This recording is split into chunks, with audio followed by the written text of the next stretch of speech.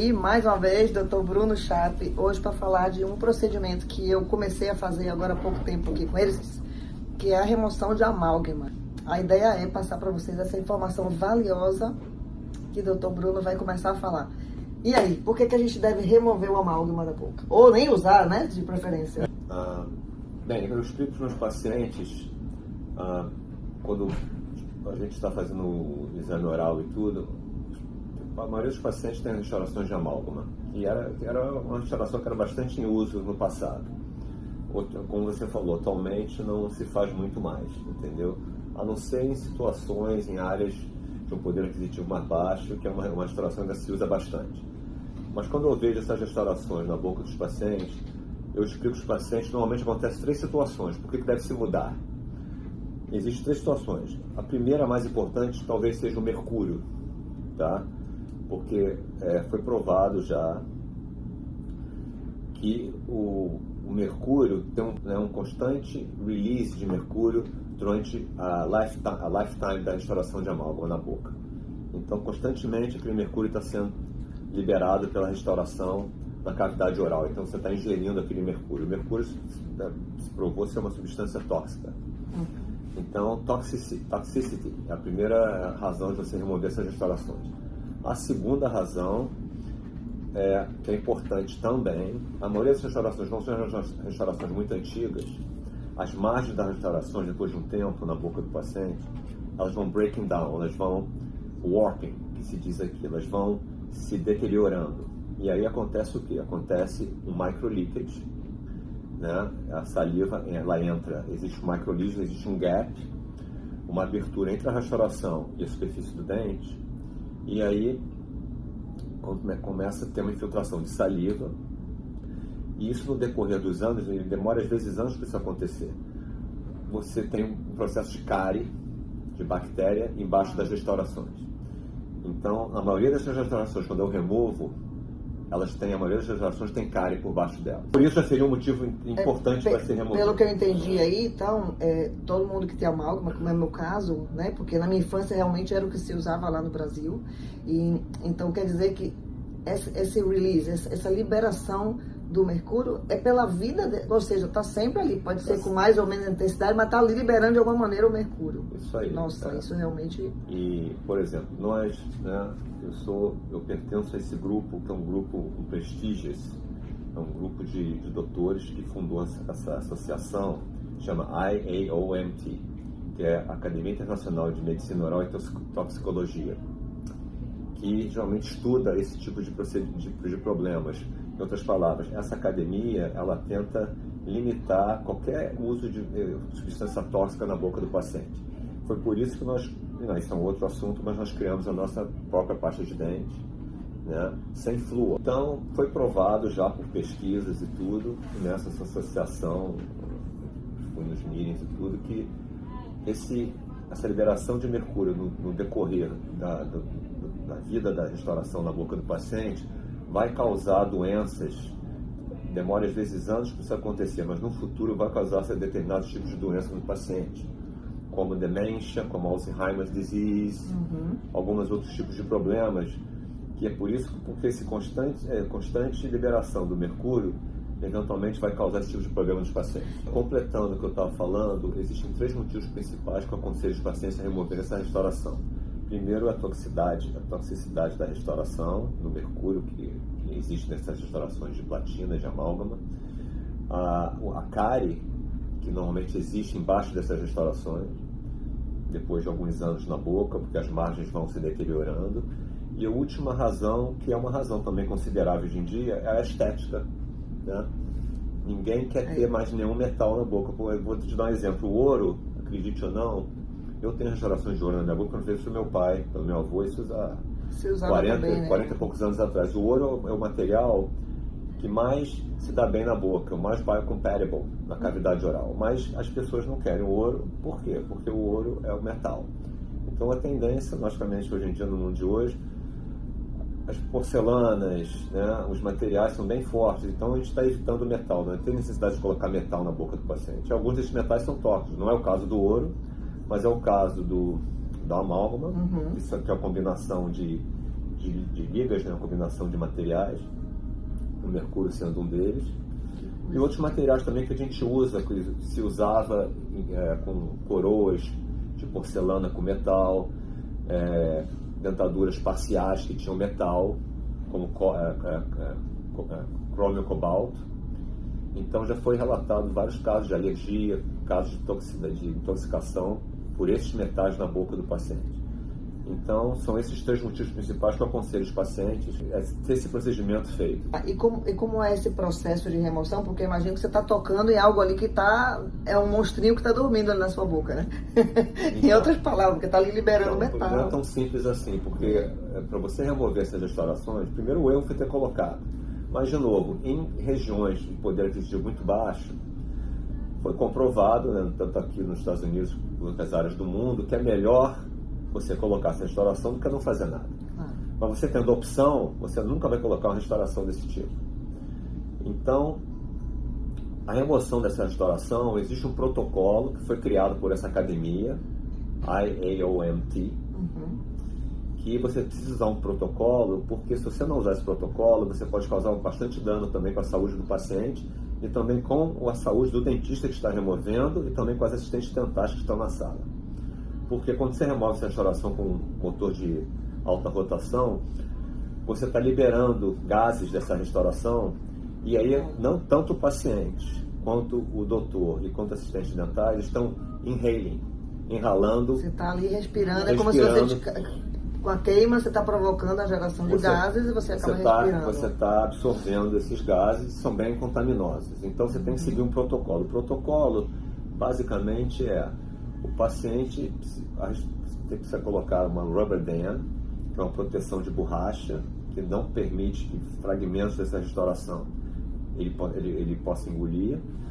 Então você protege a boca do paciente com esse plástico, que fica só de fora o dente, protegendo contra qualquer fragmento que possa cair dentro da cavidade oral. Você tem a alta sucção com a assistente dental do lado do paciente. O paciente também ele tem que ser colocado uma cânula, que chama de nasal cannula. O paciente precisa ter uma máscarazinha em cima do nariz, o paciente respira.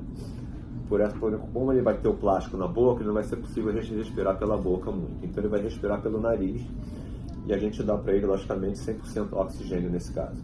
Então ele está respirando. É como uma máscara de oxigênio. É uma nasal cannula, uma máscara que ela vai encaixar no nariz e o paciente ele respira pelo nariz durante esse procedimento da remoção dessa restauração. Depois que a restauração for removida e você fizer uma outro tipo de restauração, que pode ser diferentes tipos de restauração, pode ser de resina, pode ser um bloco de porcelana, aí você pode já remover esse aparato todo. E outra parte desse protocolo, tanto a assistente dental ou quem estiver na sala, quanto como dentista, eles usam uma máscara especial que cobre toda a face, que protege também o operador, o dentista no caso, e assistente dental, de também respirarem desses gases, que são bastante tóxicos. E quanto tempo, mais ou menos, deve levar o procedimento por dente, né? No caso? Depende do tamanho da restauração, né? A gente segue o protocolo, anestesia o paciente, na maioria dos casos, e aí faz todo o setup. Você precisa ter todo esse armamentário disponível para você fazer esse tipo de procedimento. Então você tem que fazer essa preparação toda do paciente, depois que você anestesia o paciente. A remoção da restauração em si, se você vai remover a restauração, nem que seja uma restauração grande num dente, você remove 10, 15 minutos no máximo. O primeiro passo é você remover a restauração. Depois que você removeu a restauração, dependendo do que tipo de restauração de amálgama, depois, dependendo do tipo de restauração que você for fazer, aí você vai ter que preparar o dente, tudo, mas aí você já pode remover todo esse aparato, essa borracha, que é o rubber dam. Nós podemos, o operador e a assistente dental pode remover a máscara. E aí você trata o paciente normalmente porque o tóxico, que era o amálgama, que era o mercúrio, os gases do mercúrio, já foram removidos. Aí você pode fazer o procedimento normal. E esse protocolo é um protocolo que já está sendo aplicado, vamos dizer, em países como o Brasil, por exemplo, ou isso é algo novo que se criou aqui nos Estados Unidos? De novo, esse protocolo foi criado por essa associação que estuda esse tipo de problema.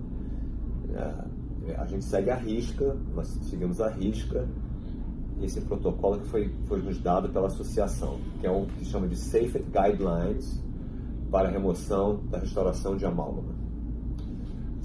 Eu não sei se no Brasil, provavelmente algumas clínicas, existe o Dr. Faisal, por exemplo, que ele pertence a essa associação também.